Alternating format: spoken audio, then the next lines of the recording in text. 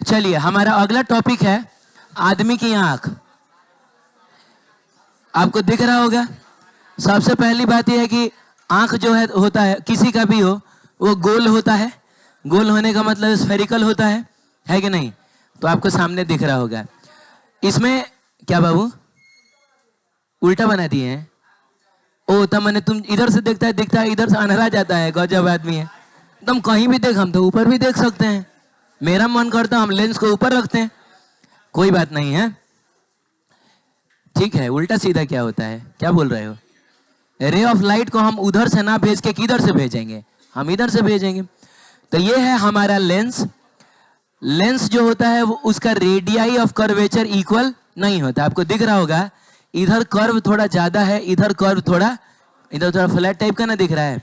यानी इस केस में R1 और R2 सेम नहीं होता है। शायद सीबीएसई के सिलेबस में नहीं है क्या? अरे तो कोई बात नहीं यार, नहीं दिया है तो हम लोग देख लेते हैं, क्या दिक्कत है। बिहार बोर्ड लेकिन खूब पूछता है। अरे तो जान लोगे तो क्या हो जाएगा? जानना चाहते हैं ना? ठीक है, जल्दी जल्दी 5 मिनट में हो जाएगा, देख लो। कोई बात नहीं। ये है lens. Lens unequal radii of curvature का होता है। इधर कर्व कम है और इधर कर्व सॉरी इधर कर्व ज्यादा है और इधर कर्व कम है। इधर वाला थोड़ा फ्लैट दिख रहा है, ठीक है।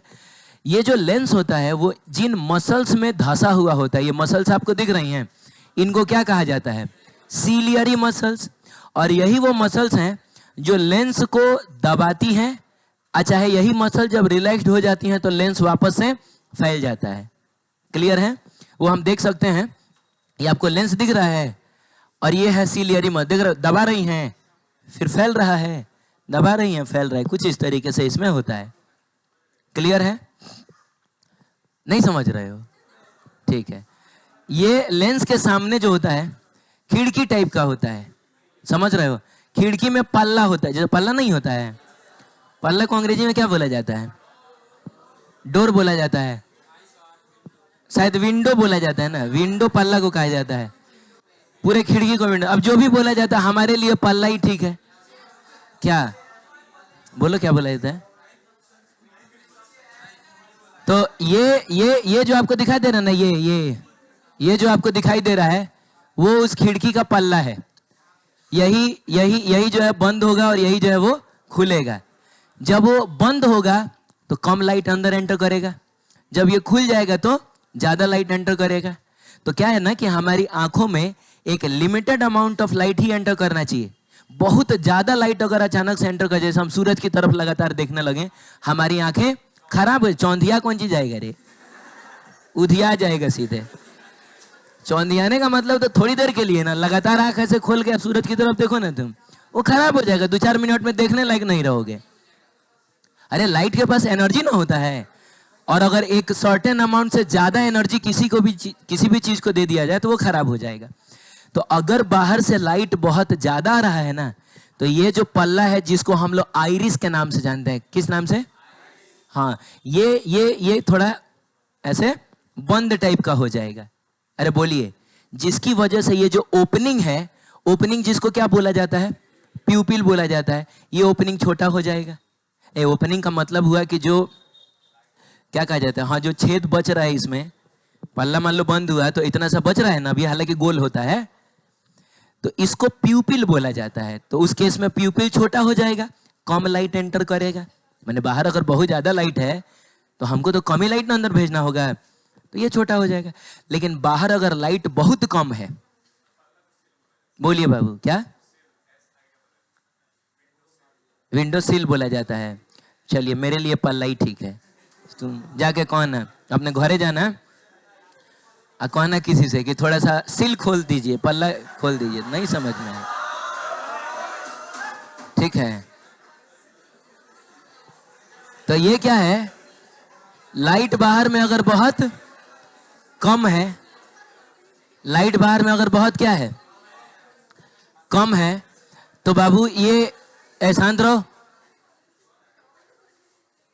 ढेर होशियार हो गए। तो ये क्या होगा, ये खुल जाएगा, खुल जाएगा, ज्यादा लाइट एंटर करेगा। क्योंकि बहुत कम लाइट अगर अंदर एंटर करेगा ना, तो हमारी आंखें उसको डिटेक्ट नहीं कर पाती हैं। तो ये जो आइरिस का खुलना और बंद होना होता है, ये बहुत क्विक प्रोसेस नहीं है। क्विक प्रोसेस होने का मतलब हुआ कि बहुत तेजी से नहीं होता है। हाँ, ये जो लेंस का दबना और फैलना होता था ना, ये बहुत क्विक प्रोसेस है। जैसे मैंने इसको देखा तो वो लेंस दब गया होगा, अरे नजदीक की चीज मैं देख रहा हूँ तो लेंस क्या हो गया होगा, दब गया होगा, लेंस मोटा हो गया होगा।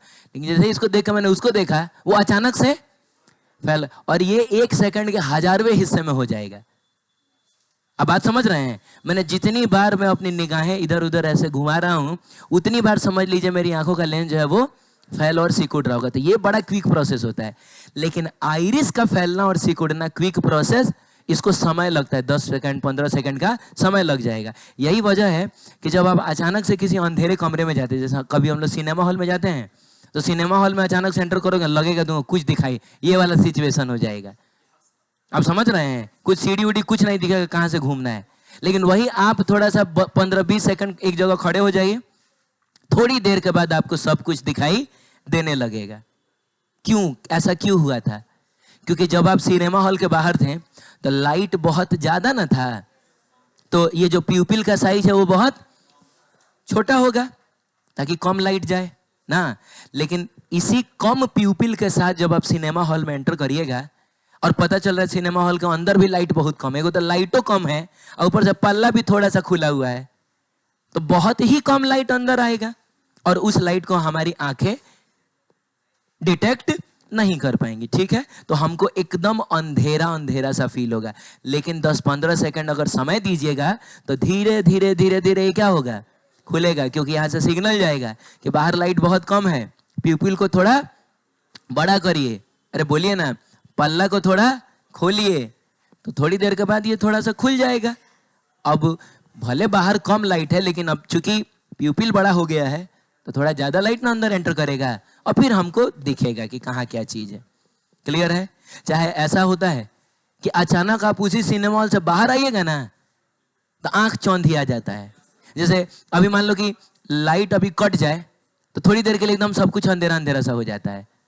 नहीं, मैं वो काटूंगा नहीं। हैं? क्या बोल रहे हो?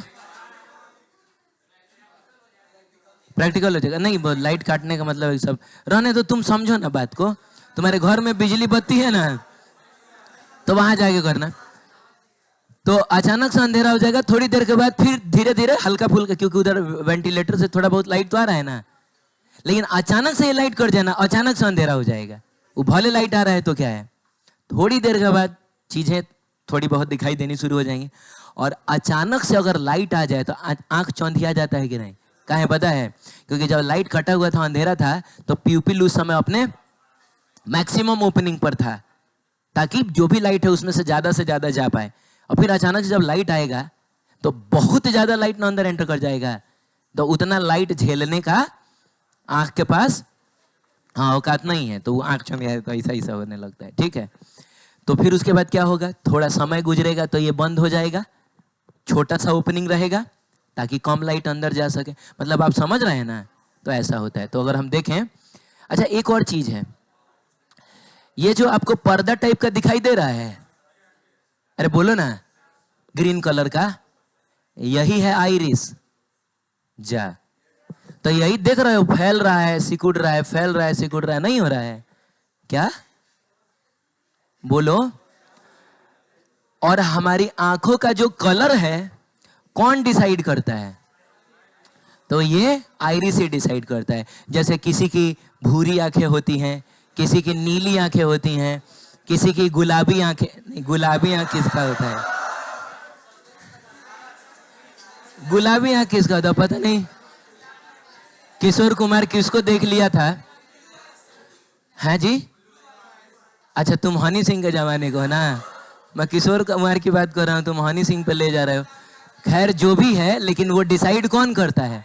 आइरिस करता है। आइरिस जिस कलर का होगा उसी कलर का आपका आंख भी आपको दिखाई देगा। ठीक है, तो ये फैलता कब होगा बताइए? जब बाहर लाइट कम होगा। सिकुड़ता कब होगा? जब बाहर लाइट ज्यादा होगा। ऐसा है।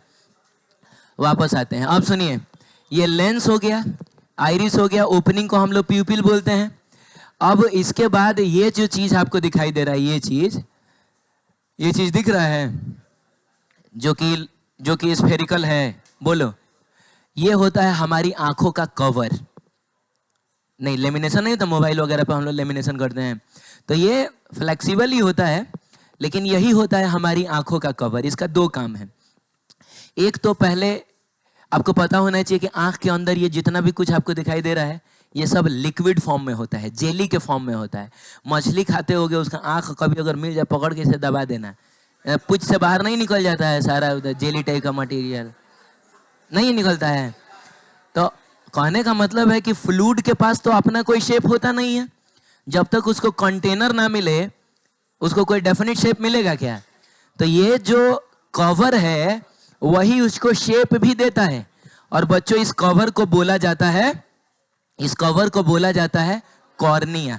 कॉर्निया के अंदर में ही आपका पूरा आंख जो है, हाँ, वो स्फेरिकल फॉर्म में पड़ा हुआ है। ठीक है, जाहिर सी बात है कि ये ट्रांसपेरेंट भी होना चाहिए ताकि लाइट अंदर जा सके। अब ये कॉर्निया और ये लेंस के बीच में आपको ये थोड़ा सा गैप दिख रहा है। इस गैप में भी एक फ्लूइड भरा होता है, जिस फ्लूइड को बोला जाता है एक्वस ह्यूमर। एक्वस ह्यूमर कहा जाता है। ये फ्लूइड इसलिए भरा होता है क्योंकि बाबू, लेंस को तो फैलना सिकुड़ना है, अरे बोलिए, और अगर मान लीजिए कि बीच में गैप ना रखा जाए, चाहे आइरिस को भी फैलना सिकुड़ना है, आप समझ रहे हैं? हाँ, तो हमारा लेंस घिस सकता है ना, अरे उसको तो मूव ना करते रहना, मूविंग पार्ट है हमारा लेंस, उसके ऊपर का आइरिस, ये सब क्या है? मूविंग पार्ट है। तो ये घिसे नहीं, इसके लिए हम इसके अंदर एक लुब्रिकेंट डालेंगे ना। क्या बाबू? नहीं, मतलब जिस भगवान की बात मैं कर रहा हूं, तो वो एक लुब्रिकेंट उन्होंने डाला है। तो ये लुब्रिकेंट बहुत थिक नहीं होता है, इसका रिफ्रैक्टिव इंडेक्स बहुत ही कम होता है, 1.33 ही होता है लगभग। जो पानी का रिफ्रैक्टिव इंडेक्स है ना, अरे पानी एक पतला लिक्विड ही ना है, तो पानी टाइप की चीज यहाँ पर भरी हुई है, ठीक है, ताकि घिसे नहीं। ठीक है, ये हो गया। अब इधर पीछे की तरफ आते हैं, तो ये है हमारा रेटिना। क्या है? ये है रेटिना। तो यही वो पर्दा होता है जिस पर अगर इमेज बनेगा तो हमको दिखाई देगा, है ना। इसमें यहां से निकलती है ऑप्टिक नर्व्स। ऑप्टिक नर्व्स का मतलब हुआ कि जब लाइट अंदर एंटर करेगा, रेटिना पर इमेज बन जाएगा, तो रेटिना में सेंसर्स होती हैं, रॉड्स एंड कोन्स। पता है, नाम सुना है क्या आपने? रॉड्स एंड कोन्स, अभी मैं बताऊंगा उनके बारे में डिटेल में। वो सेंसर्स इमेज को सेंस करेंगी और उसको वो कन्वर्ट करती हैं इलेक्ट्रिकल सिग्नल में। आता है ऑप्टिकल सिग्नल, ऑप्टिकल सिग्नल का मतलब लाइट है, और रेटिना पर वो कन्वर्ट हो जाता है इलेक्ट्रिकल सिग्नल में, और इन ऑप्टिक नर्व्स के जरिए आपके दिमाग में चला जाता है, जिसकी वजह से आपको वो चीज दिखाई देता है। एक और कमाल की बात यह है कि चूंकि ये बाई कॉन्वेक्स लेंस है और यहाँ एक रियल इमेज बन रहा है, तो रियल इमेज हमेशा कैसा बनता है? उल्टा बनता है। तो यहाँ इमेज उल्टा बनता है, लेकिन हमारे दिमाग में एक ऐसा सॉफ्टवेयर फिट बैठा है जो उस उल्टे इमेज को सीधा बना के दिखाता है। अगर वो सॉफ्टवेयर खराब हो गया, तुम सब पलट जाओगे, माने मेरी नजर में तुम सब उलट जाओगे। तो ये चीज भी है। चलिए, यहां पर सुनिए, ध्यान से देखिए, जहां ऑप्टिक नर्व शुरू होती है ना, छोटा सा पॉइंट होता है, उन ऑप्टिक नर्व्स, नहीं बातचीत मत करिए एकदम। अगर मान लीजिए आपको ये सब नहीं पढ़ने का मन है, नहीं चाहे आता है, तो आप हमको बोल दीजिए, मैं आपको एक एप्लीकेशन लिख दूंगा, छुट्टी दे दीजिएगा हमको। लेकिन पढ़ना है तो समझिए। अरे हमारे बॉडी का ही ना पार्ट है, पता रहेगा तो कभी भी काम आएगा। यहाँ पर ना रॉड्स एंड कोन्स नहीं होती हैं, जहां से ऑप्टिक्स नर्व जा रहा है वहां रॉड्स एंड कोन्स नहीं होती हैं। तो अगर सेंसर ही नहीं है, तो अगर यहाँ इमेज बनेगा तो हमारी आंख उसको सेंस भी नहीं कर पाएगी, तो इसको बोला जाता है ब्लाइंड स्पॉट। यहाँ इमेज बन गया तो वो इमेज हमको दिखाई नहीं देता है। क्लियर है? ये एक धंसा हुआ सा हिस्सा आपको दिखाई दे रहा है, ये क्या है? फोविया है। कोई बताएगा क्या फोविया क्या होता है? क्या? बैक तेरे के, फोबिया नहीं है रे, वो BIA होता है, ये VE है। गजब कर रहे हो तुम लोग, क्या तुम लोग अंग्रेजी मीडियम में पढ़ के आया हुआ है? एग्जाम नहीं दिए थे? क्या होता है, कोई बताएगा? कोई बायोलॉजी के आदमी से मैं जानना चाहूँ, क्योंकि मैं भी बहुत हद तक कंफर्म नहीं हूँ कि ये क्या होता है। हाँ बोलो। रहने दो, रहने दो, तुम लोग किसी लायक नहीं है। मैं सोचता था कि कभी है, तो जहां तक मेरा मानना है, मुझे जहां तक लग रहा है, आप कंफर्म कर लीजिएगा लेकिन एक बार, कि यहां पर अगर इमेज बनता है तो वो सबसे क्लियर इमेज बनता है, मैंने सबसे बढ़िया से आपको दिखता है, जहां तक मेरा मानना है। क्योंकि ये जस्ट कहाँ होता है, सामने होता है। फोबिया से जितना उधर है, जितना इधर जाएगा ना, उतना ही वो आपको अच्छे तरीके से नहीं दिखेगा। क्लियर है? चलिए, ये पूरे आई बॉल में बीच में ये जो जेली टाइप का भरा हुआ है, जिसका कलर सफेद होता है, सफेद कलर इसी वजह से दिखता है, शांत हो जाइए। ये भी एक फ्लूइड है, थोड़ा गाढ़ा होता है और इसको बोला जाता है विट्रस ह्यूमर। इसका रिफ्रैक्टिव इंडेक्स 1.4 के करीब में होता है, माने ग्लास से थोड़ा सा कम। समझ रहे हो? चलो ठीक है, बाकी सब तो हो गया ना, और कुछ बचा तो नहीं है? ठीक है, आगे बढ़े। चलिए, ये सब तो हम लोग देख लिए थे। कॉर्निया इधर बताना पड़ेगा क्या पढ़ पढ़ के? अरे बोलो। जो हमारी आंखों को हाँ कवर करता है, और इवन वो सिर्फ लाइट को ही एंटर करने देता है, बाकी धूल गर्दा ये सब है अंदर आंख में नहीं जाता है। आप समझ रहे हैं? तो ये हो गया, ये सिर्फ लाइट को एंटर करता है। फिर अगला क्या है? आइरिस है। तो आइरिस जो होता है वो क्या होता है? विंडो ऑफ आई, हमारी आंख का विंडो है ये, जो कि लाइट की इंटेंसिटी को क्या करता है? कंट्रोल करता है। बात समझ रहे हो? ज्यादा लाइट तो सिकुड़ जाएगा, कम लाइट तो फैल जाएगा। प्यूपिल जो होता है वो आइरिस का ओपनिंग है। आइरिस के फैलने सिकुड़ने से जो ओपनिंग है वो भी तो फैलता सिकुड़ता है, तो वो ओपनिंग है। और डार्क प्लेसेस में प्यूपिल क्या होगा? बड़ा हो जाएगा, और ब्राइट प्लेसेस में प्यूपिल छोटा हो जाएगा। अच्छा, एक और बात यहाँ लिखा हुआ कि कलर ऑफ आई किस पर डिपेंड करता है?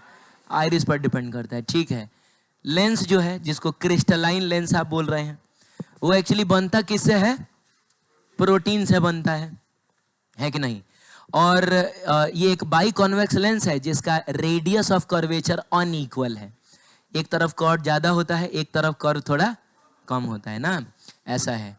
सीलियरी मसल जानते हैं, ये वो मसल्स होती हैं जिनके अंदर लेंस धंसा होता है, और इन्हीं के दबने से लेंस मोटा होता है, माने इन्हीं के दबाने से लेंस मोटा होता है। और जब ये रिलैक्स्ड होती हैं तो लेंस उस समय फैल रहा होता है, और जिस समय पूरी तरीके से रिलैक्स्ड होती हैं ये, जिस समय ये सीलियरी मसल्स क्या होती हैं? पूरी तरीके से रिलैक्स्ड होती हैं, तो उस समय हम कहाँ का इमेज रेटिना पे बना रहे होते हैं? इनफाइनाइट का इमेज रेटिना पे बनता है। तो वो बात पढ़िएगा, इसमें लिखा हुआ होगा। क्लियर है? चलिए, रेटिना तो समझ ही गए, ये वो स्क्रीन होता है जिस पर इमेज बनता है तो हमको दिखता है, और ये कंटेन्स करती हैं कुछ सेंसर्स को, जिनको रॉड्स एंड कोन्स कहा जाता है, और यही सेंसर्स इमेज को डिटेक्ट करती हैं। रॉड्स एंड कोन्स के बारे में मैं आपको बता दूं। जैसे मान लीजिए कि रेटिना है, तो रॉड कुछ ऐसा होता होगा, बोलो। अब मैं उतना बायोलॉजी पढ़ के नहीं बैठा हूं मैं, क्या हुआ? हाँ, मैंने अब रॉड बोल रहे तो रॉड रॉडे की तरह ना होगा, मैं लॉजिक लगा रहा हूं, मैं फिजिक्स वाला आदमी हूं। और ये कोन की तरह होगा। तो रॉड जो होता है वो बहुत कम लाइट में भी सेंसिटिव होता है। कम लाइट भी रहेगा तो उसको ये सेंस कर लेगा, लेकिन कोन कम लाइट को सेंस नहीं कर पाएगा, कोन को ज्यादा लाइट चाहिए। लेकिन रॉड कलर में डिफरेंस नहीं बता पाएगा, उसको लगेगा कि उधर से कुछ लाइट आया है, ये नहीं बता पाएगा किस कलर का लाइट है। कोन जो है वो कलर बताता है। आप समझ रहे हैं? हाँ, तो जिन लोगों का मान लीजिए, जिन लोगों के रेटिना का कोन खराब हो जाए तो वो कलर डिटेक्ट नहीं कर, उसके लिए पूरी दुनिया ब्लैक एंड व्हाइट है। क्या है? जैसे पहले के जमाने में जो टीवी ब्लैक एंड व्हाइट ही ना हुआ करता था, तो क्या हम लोगों को बहुत दिक्कत हो जाता था? अरे बोलिए। पूरा शक्तिमान जो है मैंने ब्लैक एंड व्हाइट टीवी पर देखा है। मैं कई सालों तक, 5 साल तक यही जानता था कि शक्तिमान का जो ड्रेस है उसमें ये वाला जो पट्टी है वो व्हाइट कलर का है, और कपड़ा जो है काले कलर का है।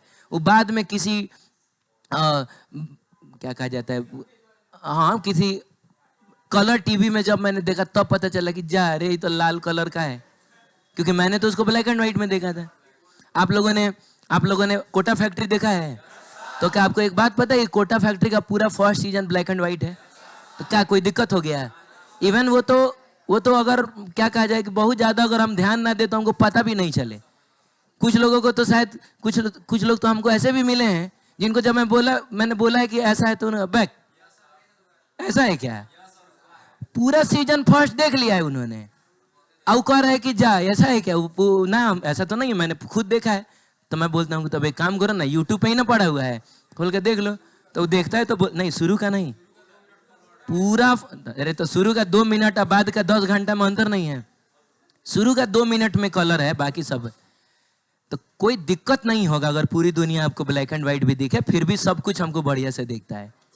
एक मछली है, स्केट नाम है उसका। क्या नाम है? SKAT, skate. इसके रेटिना में कोन है ही नहीं। इसको पूरी दुनिया कैसे दिखती है? एकदम ब्लैक एंड व्हाइट दिखती है। समझ में आया क्या बाबू? पूछ रहा है मछली कहाँ पे है। अब उतना हमसे मत पूछो। मछली चांद पर है। ऐसा ऐसा ही सवाल पूछता है ना। ठीक है, तो ये चीज है। तो अगर रेटिना का कोन काम ना करे तो हम कलर डिटेक्ट नहीं कर पाएंगे। रॉड काम ना करे तब देखो क्या प्रॉब्लम होगा। शांत हो जाओ। रॉड काम ना करे तो रॉड का काम क्या है? हल्का फुल्का भी लाइट रहे तो वो उसको सेंस कर लेता है। अगर रॉड ही काम ना करे ना तो हल्का फुल्का लाइट में ना एकदम आप अंधे टाइप का बिहेव करिएगा।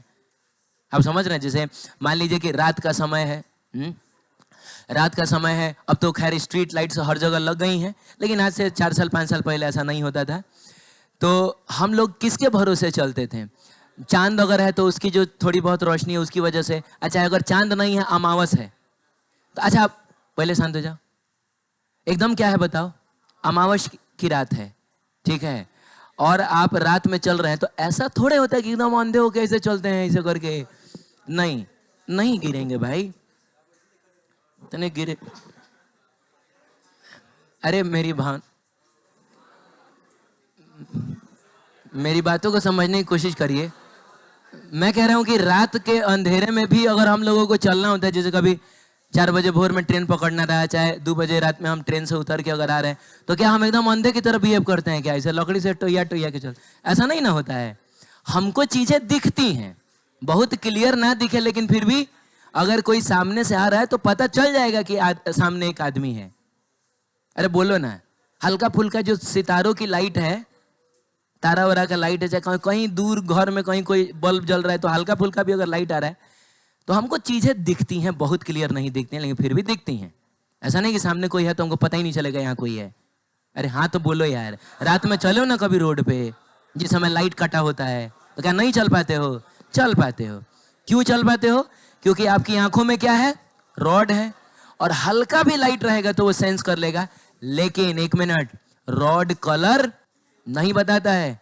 रात के उस अंधेरे में अगर कोई आ रहा है तो आपको पता तो चल जाएगा कि वहां कोई है, लेकिन उसने किस कलर का शर्ट पहना है ये आप पता नहीं कर पाइएगा। उसके लिए जरूरी है कि कौन काम करे, और कौन तब काम करेगा जब लाइट सफिशिएंट। अभी कोई बल्ब जल जाए, स्ट्रीट लाइट अगर लगा हुआ और लाइट आ जाए, तब आपको ये भी पता चल जाएगा कि उसने किस कलर का शर्ट पहना है। बात समझ रहे हो? तो जिनका रॉड खराब हो जाता है ना, उनको हल्के फुल्के लाइट में एकदम अंधेरा दिखाई देता है। लिटरली मेरा एक दोस्त है, और मैं 3 दोस्त की कहानी अक्सर आपको सुनाता हूँगा। 3 दोस्त हम लोग, नहीं सुनाता हूँ क्या? अच्छा कोई बात नहीं, कभी। तो वो उसमें से एक दोस्त जो है उसको ये बीमारी है। इस बीमारी को कहा जाता है नाइट ब्लाइंडनेस, नाम तो आपने भी सुना होगा। हिंदी में बोला जाता है रतौंधी, रतौंधी कहा जाता है। और ये बीमारी होता है विटामिन ए की कमी से, ठीक है। तो उसके साथ ऐसा होता है कि अभी बैठा हुआ है, अगर ऐसे सिचुएशन में तो कोई दिक्कत नहीं है, जैसे हमको आपको दिख रहा है वैसे, क्योंकि लाइट अगर सफिशिएंट है तो कौन तो बढ़िया से काम कर रहा है ना उसका, ठीक है। तो कोई दिक्कत नहीं है, हल्का फुल्का मतलब कम दिखेगा लेकिन दिक्कत नहीं होगा। जहां शाम ढला, समझ रहे हो, और लाइट मतलब नेचुरल लाइट कम हो गया, चाहे आर्टिफिशियल लाइट भी उतना अच्छा से नहीं है, इवन लोगों के घरों में थोड़ा बहुत बल्ब भी जल रहा होता है ना, उस केस में भी अगर हमको उसको कोचिंग से घर ले जाना होता है तो ऐसे हाथ पकड़ के ले जाना पड़ता है। उसको बताना पड़ता है कि देखो यहाँ ब्रेकर है, तो वो उस तरीके से पैर अपना उठाता है। आप समझ रहे हैं? और उसको आप छोड़ दीजिए रोड पर, वो कहीं का नहीं रहेगा। ऐसा है, ठीक है, सही है। आगे बढ़ सकते हैं। तो आप पढ़ लीजिएगा, वही सारी बातें इसमें लिखी होंगी। रेटिना वो जगह होती है जहां पर लाइट रेज को कन्वर्ट किया जाता है, किसमें? इलेक्ट्रिकल सिग्नल्स में, और फिर इन सिग्नल्स को ऑप्टिक नर्व्स के जरिए दिमाग में भेजा जाता है। चलिए, ब्लाइंड स्पॉट देख लिया, जहां ऑप्टिक नर्व्स होती हैं। अरे रेटिना के जिस हिस्से से ऑप्टिक नर्व्स निकलती हैं उन हिस्सों में रॉड्स एंड कोन्स नहीं होते हैं, तो आप वहां अगर इमेज बनेगा तो उसको आप नहीं देख पाइएगा। उसको क्या बोला जाता है? Aqueous humour and vitreous humour हो गया ना। एक्वस ह्यूमर लेंस और कॉर्निया के बीच का लिक्विड है, तो रिफ्रैक्टिव इंडेक्स कम होता है, पतला लिक्विड है। लेकिन लेंस और क्या रेटिना के बीच में जो फ्लूइड भरा है उसको क्या बोला जाता है? Vitreous humour. वो थिक लिक्विड है, जेली टाइप का लिक्विड है, रिफ्रैक्टिव इंडेक्स भी उसका ज्यादा होता है। जिसे ज्यादा डेंसर तो रिफ्रैक्टिव इंडेक्स ज्यादा होता है, 1.437। ठीक है, अब हम देखेंगे कि हमारी आंखें जो खराब होती हैं, तो खराब होने की वजह क्या है और उसका उपाय क्या है, इलाज क्या है। ठीक है, तो इसको आप थोड़ा ध्यान से समझ लीजिएगा, क्योंकि इस दौर से कुछ बदनसीब हैं जो अभी गुजर रहे हैं, मैंने अभी उनकी आंखें खराब हैं, और जो नहीं गुजर रहे हैं एक ना एक दिन वो भी गुजरेंगे।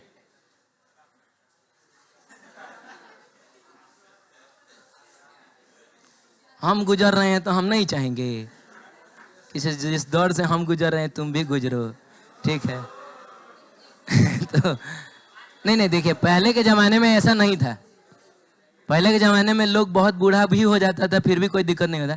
अभी क्या है कि ना, तो पहले के जमाने में लाइट भी तो इतना नहीं था, मोबाइल नहीं था, हम लोग दिन गुजारते थे सन मतलब नेचुरल लाइट में। रात में लालटेन दिया की रोशनी होती थी। आँख खराब लाइट की वजह से ही होता है। तो अब तो हम लोग चारों तरफ इतना लाइट से घिरे हुए हैं कि एक ना एक दिन आपका आँख खराब होना ही है। तो आप ये जानना चाहते हैं ना कि कैसे क्या होता है? आइए, सबसे पहले बात करेंगे मायोपिया की। मायोपिया का मतलब होता है कि हमको दूर का दिखाई नहीं देता है। और मैं जानता हूं कि यहाँ जितने लोगों का चश्मा लगा है वो लगभग 99% केस में हम लोगों का दूरी ही खराब है। क्या कोई है जिसका जो पावर है वो प्लस में है? अरे कोई है इसमें जिसका पावर प्लस में है? नहीं। तो ज्यादातर लोगों का दूरी ही खराब होता है। नजदीकी खराब होना एक बहुत रेयर कंडीशन है। नजदीकी या तो बहुत बूढ़े हो जाइएगा तब खराब होगा, और ना तो आपके जेनेटिक्स में कोई प्रॉब्लम अगर है, सब देखेंगे ना हम लोग, वही तो मैं बताने जा रहा हूं, तो उस केस में वो खराब होता है। तो आइए सबसे पहले, अरे तुम लोग यार हमको आगे ही नहीं बढ़ने दे रहे हो।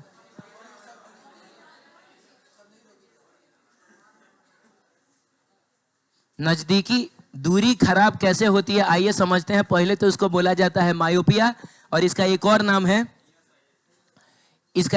नाम है शॉर्ट साइटेडनेस, नियर साइटेडनेस बोल सकते हो, लेकिन शॉर्ट साइटेडनेस बोला जाता है। और हिंदी में इसको कहा जाता है निकट दृष्टि दोष। अब देखो ये बड़ा अजीब सा है, ये सबको अजीब लगता है कि खराबी है क्या?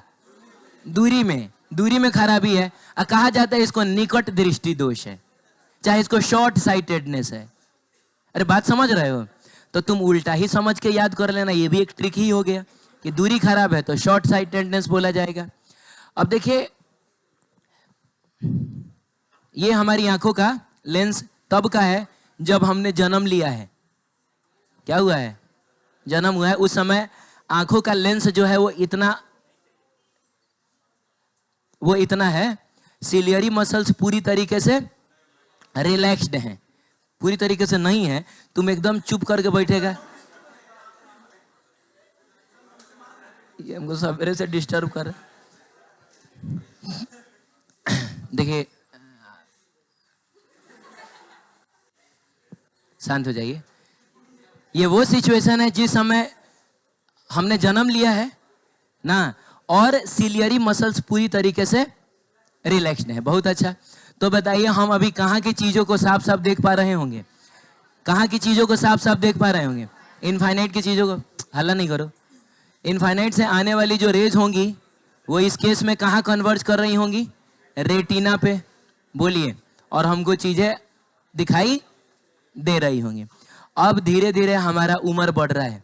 तो बाबू, मैं बता रहा हूं कि इनफाइनाइट की चीजों को जब आप देख रहे हैं तो उस समय ये पूरी तरीके से रिलैक्स्ड है, फैला हुआ है। किसी नजदीक की चीज को देखिएगा तो वो दबेगा ना, लेंस मोटा होगा ना, और ये दिन भर में ना कई लाखों करोड़ों बार होता है। नहीं समझ पाया? जितनी बार मैं अलग अलग चीजों को देखूंगा, जितनी बार, उतनी बार मेरे लेंस को दबना और फैलना पड़ता है। आप समझ रहे हैं? अरे बोलिए ना।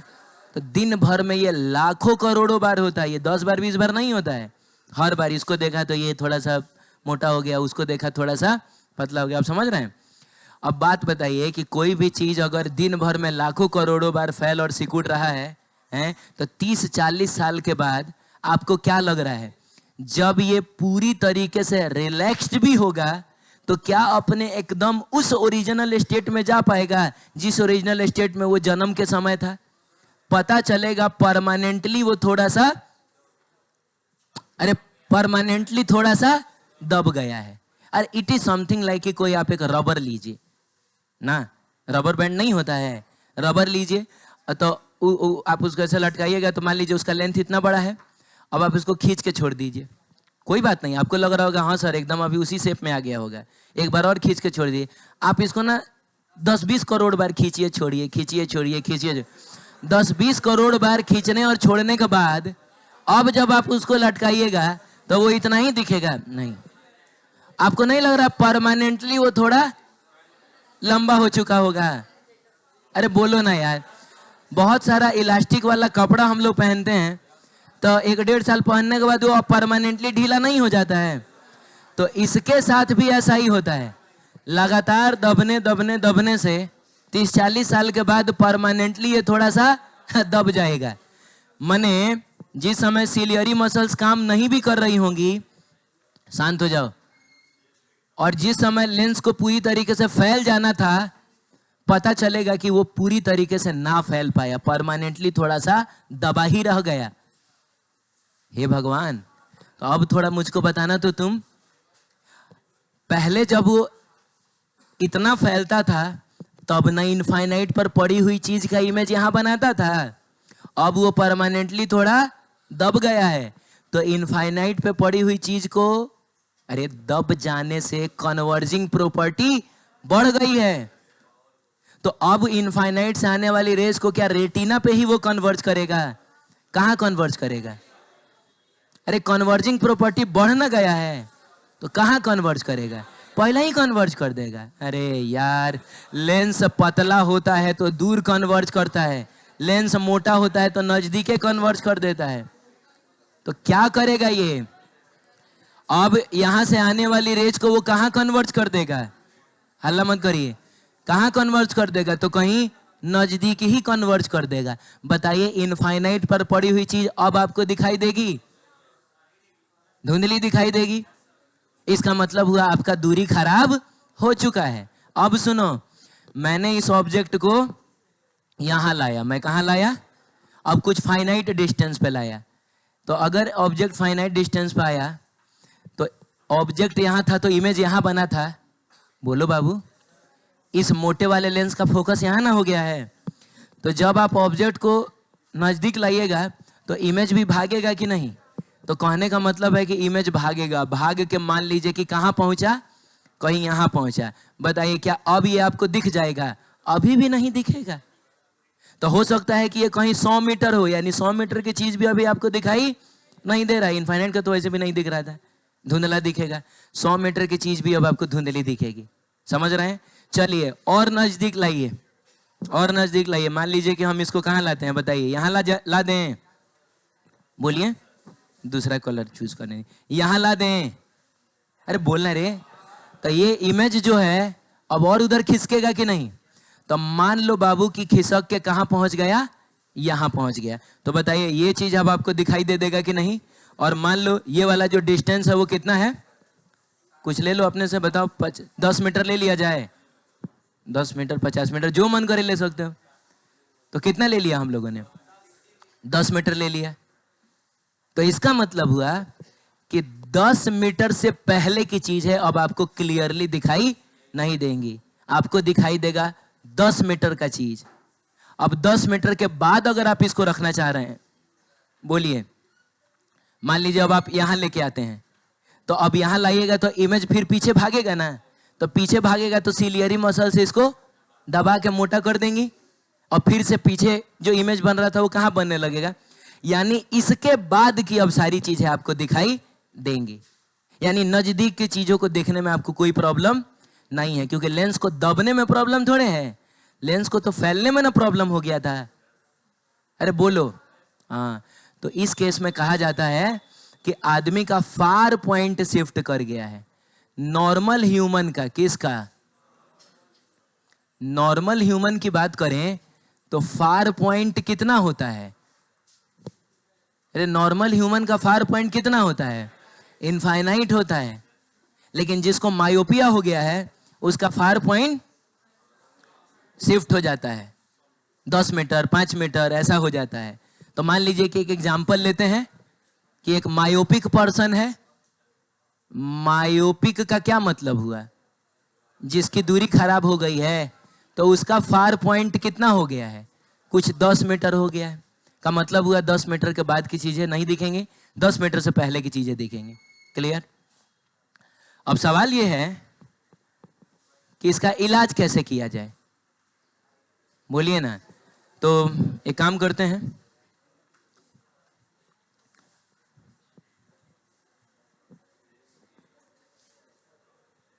ठीक है, शांत रहो।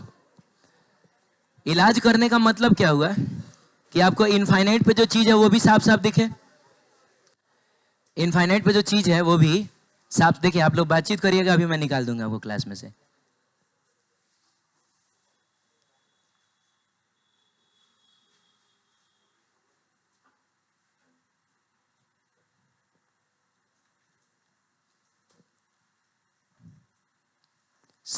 सवाल यह है कि अगर इलाज कर लेना है का क्या मतलब है कि अब हमको इनफाइनाइट की चीज भी दिखनी चाहिए। तो चलिए, कोई चीज है जो इनफाइनाइट पे है, तो हो क्या रहा है बताओ? हो ये रहा है कि यहां से आने वाली जो रेज हैं वो पहले ही ना कन्वर्ज कर जा रही हैं, यहीं पे कन्वर्ज कर गई। तो हमारे लेंस की कन्वर्जिंग प्रॉपर्टी बढ़ चुकी है। बोलो, तो अब तुम बताओ कि इस इमेज को यहां बनाना है तो इसको और ज्यादा कन्वर्ज करना है कि थोड़ा डाइवर्ज करना है? या थोड़ा डाइवर्ज करोगे तब ना वहां जाके कन्वर्ज होगा। तो डाइवर्ज करने के लिए हम कौन सा लेंस इस्तेमाल करेंगे? हम कॉनकेव लेंस इस्तेमाल करते हैं। यानी जिन लोगों की दूरी खराब है उन लोगों को पहनना पड़ता है कौन सा लेंस? Concave lens. कुछ इस टाइप का ना होता है। अब देखो होगा क्या, होगा कुछ ऐसा कि यहां से रेज आएंगी, बोलिए, रेज आएंगी तो ये पहले उनको क्या करेगा, थोड़ा सा डाइवर्ज कर देगा। नहीं समझ में आया? तो इसने थोड़ा सा डाइवर्ज कर दिया और हमारी आंखों का लेंस उसको क्या करेगा, कन्वर्ज करेगा और उसका इमेज कहां बना देगा, रेटिना पे बना देगा। अरे भाई ठीक है ना, ये थोड़ा सा पहले उसको डाइवर्ज कर देगा ताकि जब ये कन्वर्ज करे तो रेटिना पे इमेज बन जाए। और इस तरीके से हमको कहां की चीज दिख गई, इनफाइनाइट की चीज दिख गई, हमारी आंख ठीक हो चुकी है। क्लियर है?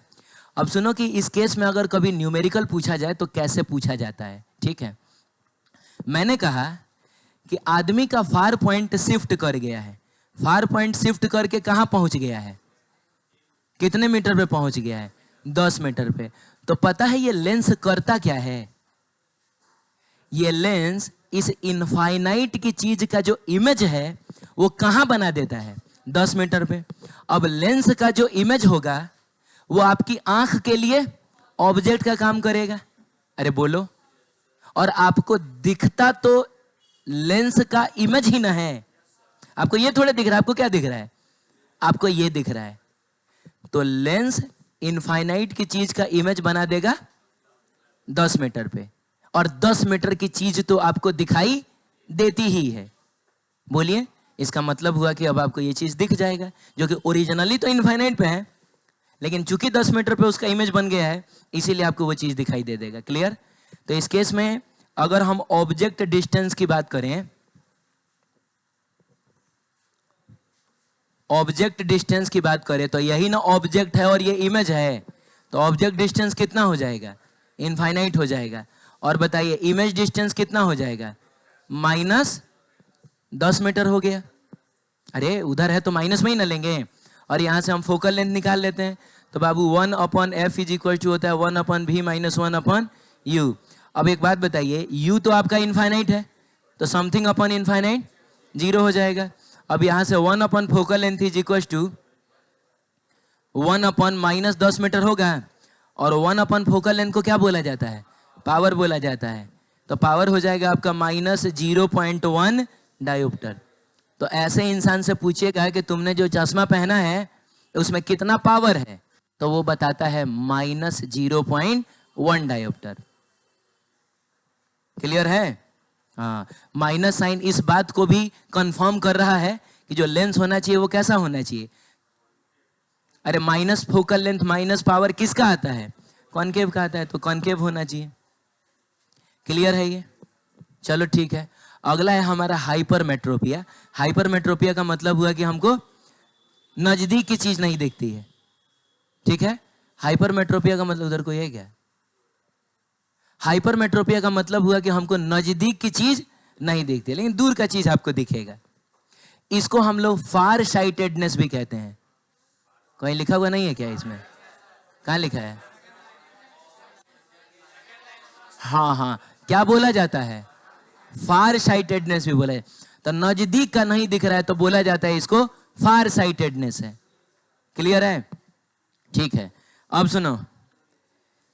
हाँ, इसमें क्या होता है समझते हैं। जैसे ये आंख है, बोलिए, और इनफाइनाइट पे अगर कोई ऑब्जेक्ट है तो उसका इमेज कहाँ बनता है? अरे रेटिना पे बनता है ना। दूरी में प्रॉब्लम नहीं है, तो रेटिना पे बन रहा है इसका इमेज। ठीक है, अब हमने क्या किया कि इसको थोड़ा सा नजदीक किया, यहाँ लाए हम लोग। तो क्या होगा, सिलियरी मसल्स दबाएंगी और कुछ इस तरीके से इसको दबा देंगी कि वापस से इमेज कहाँ बन जाएगा? रेटिना पे। हमको ये भी दिख गया, नहीं समझ में आया? थोड़ा और नजदीक लेके आइए। तो और नजदीक मान लो कि आप कहाँ लेके आए बताइए? 40 या 50 सेंटीमीटर ले लेते हैं। कहाँ लेके आए? 50 सेंटीमीटर पर लेके आए। ठीक है, ये और दबेगा। अरे बोलो जल्दी। और एक बार फिर से देखा जाए तो इमेज कहाँ बन रहा है? रेटिना पे बनेगा। लेकिन अब अगर आप ऑब्जेक्ट को आगे लेके जाइएगा, अरे बोलिए, हो सकता है कि इस इंसान का जो लेंस है यहीं पे सरेंडर कर दे। देखिए, नॉर्मल आदमी का लेंस कहाँ सरेंडर करता है? कहाँ सरेंडर करता है? 25 सेंटीमीटर पर आके, उसके बाद वो दबना बंद हो जाता है। इस आदमी का जो लेंस है 50 सेंटीमीटर पर ही दबना बंद हो गया। बोलेगा कि अब हम नहीं, थोड़ा सा ये स्टिफ हो जाता है, माने फ्लेक्सिबिलिटी इसकी कम है, नहीं दब पा रहा है उतना। तो एक बीमारी ही ना हो गया ये। तो अब इसके आगे अगर आपने कोई ऑब्जेक्ट लाके रख दिया, यहां रख दिया, जाहिर सी बात है उसका इमेज कहां बनेगा? हाँ, यानी 25 सेंटीमीटर पर अगर आप ऑब्जेक्ट को रखिएगा तो इमेज कहां बनेगा? रेटिना के पीछे बनेगा और आपको धुंधला दिखाई देगा। क्लियर है? तो ये जेनेटिक होता है, या तो होगा तो जन्म जाते होगा आपको, और ना तो बहुत बहुत उम्र पर होता है। ठीक है, चलिए, सवाल यह है कि इसका इलाज क्या है। तो इलाज के लिए मान लीजिए कि ये आपका आंख है, और देखिए सिचुएशन क्या था।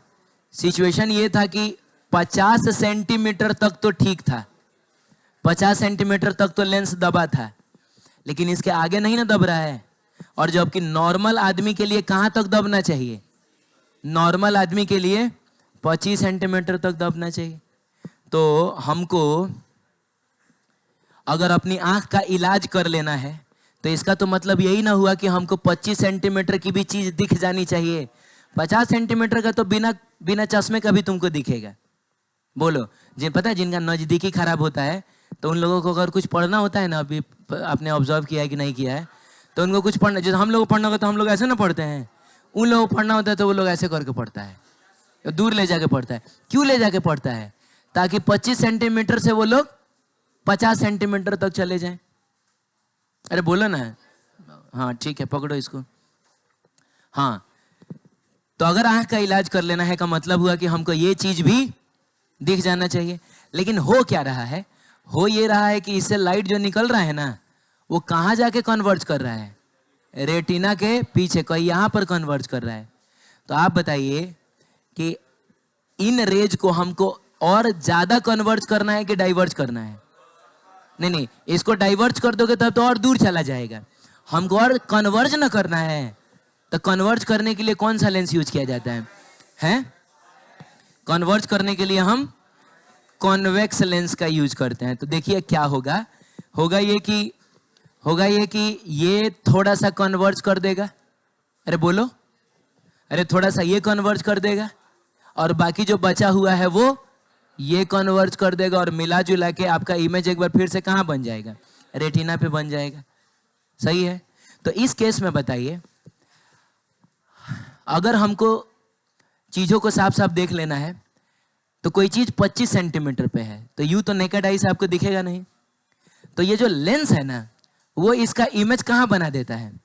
50 सेंटीमीटर, क्योंकि आपकी आंखों की क्षमता है कि वो 50 सेंटीमीटर तक की ही चीजों को देख पाएगा। तो ये लेंस 25 सेंटीमीटर की चीज का इमेज 50 सेंटीमीटर पे बना देगा। और इसका मैंने अगर इसको ऑब्जेक्ट बोले तो ये इमेज है, इस लेंस के लिए ये ऑब्जेक्ट है, तो ये क्या है? इमेज है। हाँ, तो इसका जो इमेज है वो हमारी आंख के लिए ऑब्जेक्ट, तो हमको लगेगा वो चीज यहां है। कहां है? 50 सेंटीमीटर पे। और 50 सेंटीमीटर का चीज तो हमको दिख ही जाता है। बोलिए, तो इस केस में अगर आपको पता करना है, इस केस में पता करना है कि क्या कहा जाता है, हम जो लेंस यूज करने वाले हैं उसका फोकल लेंथ कितना होना चाहिए, चाहे उसका पावर कितना होना चाहिए। तो बताओ यू कितना लिखेंगे हम लोग? -25 सेंटीमीटर। बोलो, और वी क्या होगा? तो वी जो होगा वो हो जाएगा इस केस में -50 सेंटीमीटर, और इसको नियर पॉइंट भी बोला जाता है। क्या बोला जाता है? हाँ, आम इंसान का नियर पॉइंट होता है 25 सेंटीमीटर, लेकिन इस आदमी का जिसका आंख खराब हो गया है उसका नियर पॉइंट 25 से शिफ्ट करके कहाँ चला गया है? 50 सेंटीमीटर पे। तो आपको फोकल लेंथ निकालना है ना, तो इससे पहले वाले बैच में लोगों ने निकाला था फोकल लेंथ। फोकल लेंथ आ रहा है शायद प्लस में 50 सेंटीमीटर, और इसका पावर निकालोगे तो 50 सेंटीमीटर का मतलब हुआ 1/2 मीटर। पलट लोगे तो 2 डायोप्टर नहीं हो जाएगा? तो ये प्लस में आ रहा है कि माइनस में आ रहा है? तो प्लस साइन ये सजेस्ट कर रहा है कि जो लेंस आप यूज करिएगा वो कौन सा होना चाहिए? Convex lens. बीच में मोटा, साइड साइड में पतला होगा। समझ रहे हो? हाँ, और कितना पावर होना चाहिए? तो 2 डायोप्टर, +2 डायोप्टर ये अपना पावर बताएगा। क्लियर है? चलो ठीक है। एक और होता है एस्टेग्मेटिज्म। क्या होता है? स्टेग्मेटिज्म होता है। तो इसमें क्या होता है ना कि इसमें नजदीक की चीज हो चाहे दूर की चीज हो, सब थोड़ा धुंधला दिखेगा, पूरा क्लियर कुछ नहीं दिखेगा। और इसकी वजह लेंस में डिफेक्ट नहीं होता है, इसकी वजह होता है कि हमारा जो कॉर्निया है वो पूरी तरीके से गोल ना होना चाहिए। कॉर्निया का मतलब वो जो कवर है जिसमें हमारा आंख है वो कैसा होना चाहिए? स्फेरिकल होना चाहिए। अगर किसी वजह से ये गोल ना हो, कैसा अंडा टाइप का हो जाए, थोड़ा सा हल्का सा दब जाए, तो ऐसे ही लेंस और रेटिना के बीच का गैप बढ़ गया। अरे बोलो, तो ऐसे केस में ना आपको लगभग हर चीज, मतलब ऐसा लगेगा कि उस चीज का शेडो बन रहा है। पता नहीं आप लोगों ने अगर अपना आई चेक करवाया होगा ना, तो ऐसा आपको दिखता होगा, ए लिखा हुआ है तो उसका शेडो उसके बगल में दिखेगा। और पूछता भी होगा डॉक्टर आपसे कि बगल में शेडो दिख रहा है? ऐसा हुआ है कभी? अरे यार, तुम लोग कौन से दुनिया में जाके आंख चेक करवाए।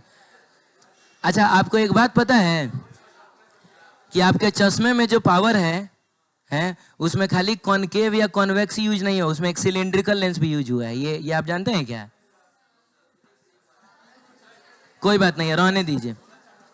तो ऐसे केस में अगर कॉर्निया में ही डिफेक्ट आ जाए, तो ऐसे केस में अगर कुछ वर्टिकल लाइंस और कुछ हॉरिजॉन्टल लाइंस को आप एक साथ देखिएगा ना, और वर्टिकल लाइंस को कोशिश करिएगा साफ साफ देखें, तो हॉरिजॉन्टल लाइंस डिस्टॉर्टेड दिखेंगी, टेढ़ा मेढ़ा टूटा फूटा टाइप का दिखेगा।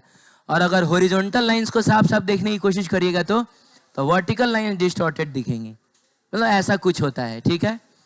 इसके इलाज के लिए हम लोग सिलिंड्रिकल लेंस का इस्तेमाल करते हैं। सिलिंड्रिकल लेंस शक्ल से ऐसा दिखेगा,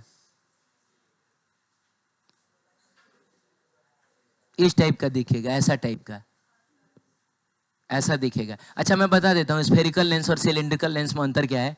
ये एक गोला ले लो, क्या ले लो, और तुम इधर से काट दो और इधर से काट दो, समझ रहे हो? तो इधर से काट दोगे तो तगाड़ी टाइप का मिलेगा, इधर से भी काटोगे तगाड़ी टाइप का, दोनों को आपस में चिपका दो तो वो जो लेंस मिलेगा वो स्फेरिकल लेंस है। स्फेयर्स में से ना काट के चिपकाया गया है, नहीं समझ में आया? लेकिन आप कोई सिलेंडर लीजिए, क्या लीजिए? सिलेंडर लीजिए, उस सिलेंडर को थोड़ा सा इधर से काट दीजिए, थोड़ा इधर से काट दीजिए, तो इधर से काटोगे तो तुमको इसी टाइप का ना कुछ मिलेगा। अरे इस टाइप का नहीं मिलेगा क्या? तुम यहां से काटोगे तो, ठीक वैसा ही उधर से काट के और चिपका दो सीधा, तो तुमको, हाँ मैंने इधर से भी सिलेंडर, इधर से भी सिलेंडर, तो ये सिलिंड्रिकल लेंस है। तो सिलिंड्रिकल लेंस का इस्तेमाल किया जाता है एस्टिग्मेटिज्म को सुधारने के लिए। ठीक है, चलिए। प्रेस बायोपिया, तो प्रेस बायोपिया का मतलब हुआ कि आपका अब दूरी भी खराब हो गया है और आपका न, तो यानी कि आप बहुत बूढ़े हो चुके हैं, तो ऐसे केस में ऐसा होता है, दूरी नजदीकी दोनों खराब। तो उस केस में तब आदमी को क्या करना होगा? दूर का देख, दूगो चश्मा पहने करेगा, जब आदमी है एगो तो बता रहा था, ये तो फिर भी बोल रहा है दूगो चश्मा पहनेगा, मैंने इसे कहने का गर्दन में लटका लेगा, और जब उसको देखना है तो ये लगा लेगा, इसको देखना है तो ये लगा लेगा, ऐसा करता रहेगा जी ने। एगो तो ऐसा बोल रहा था कि सर एगो में कॉन्वेक्स लगा लेगा एगो में कॉनकेव लगा लेगा, मैंने उसको देखना है तो ऐसे देखेगा, इसको देखना है तो ऐसे देखेगा, तो फिर वो देखने के लायक नहीं रहेगा। अब किसी को देख के आप ऐसे ऐसे करते रहिएगा, आप समझ रहे हैं? तो इसके लिए उपाय ये है, शांत हो जाइए। ये अगर आपके चश्मे का ग्लास है, अरे चश्मा का ग्लास ऐसा ही ना होता है, तो उसमें यहां पे कुछ इस टाइप का आपने देखा होगा, बड़े बुजुर्गों के चश्मे में आप जाके देखिएगा ऐसा होता है। तो ऊपरवा में होता है कॉनकेव और नीचे में होता है कॉन्वेक्स। कॉन्वेक्स नजदीक की चीजों को देखने के लिए। तो इन लोगों को जब सामने दूर देखना होता है तो दूर ऐसे देखता है, बोलो यहां से देख रहा है, अरे यहां से देख रहा है, यानी कहां से देख रहा है? कॉनकेव से, दूर का दिख गया क्या बाबू? हाँ ठीक है, जो भी है। और जब उन लोगों को नजदीक का देखना होगा ना, लाओगे किताब, जैसे मान लो उनको पढ़ना अगर होता है तो पढ़ना होता तो इस तरीके से वो लोग पढ़ते हैं, ऐसे करके। आप देखिएगा उनको क्यों ऐसे करके पढ़ता है, ताकि वो कहां से देख सके? नीचे वाले, नजदीकी भी ठीक हो गया, ऐसा होता है। इसको बाईफोकल लेंस कहा जाता है। बाईफोकल का मतलब हो गया दोनों टाइप का फोकस है इसमें, कॉनकेव वाला भी है और कॉन्वेक्स वाला भी है। इसको बोला जाता है प्रेस बायोपिया। दोनों खराब हो जाए इसको क्या बोला जाता है? प्रेस बायोपिया बोला जाता है। चलिए बताइए आंसर क्या है?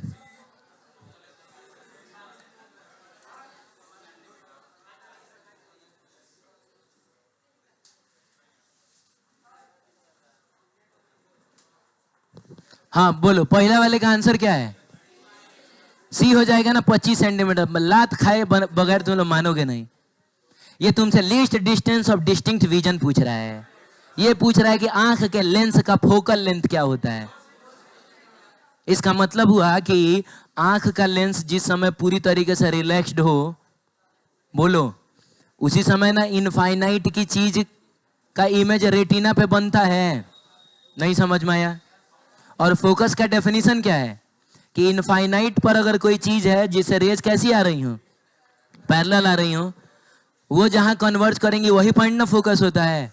तो हमारी आंखों के लेंस का फोकस है हमारे रेटिना पर ही है। और ये जो डायमीटर है लगभग कितना सेंटीमीटर होता है? 2 से 2.5 सेंटीमीटर के बीच में होता है। तो इसका सही आंसर क्या हो जाएगा? चलो बोलो क्या? अब यार क्या बात कर रहे हो तुम? आंसू कैसे आता है? आंसू कैसे आता है ये बायोलॉजी के सिलेबस की बात हो गई। ठीक है, पता नहीं वो कौन सा ग्लैंड होता है, कौन सा ग्लैंड होता है? ये तुम लोग किसी काम का है बायोलॉजी वाला सब? अजय ने कहा सोच के बायोलॉजी ले लेता है वो, उसमें फिजिक्स का कोई काम। ये जितना कुछ हम देख रहे हैं ना, ये सब में फिजिक्स का काम है। ऑब्जेक्ट का इमेज बन रहा है, इसलिए हम देख रहे हैं।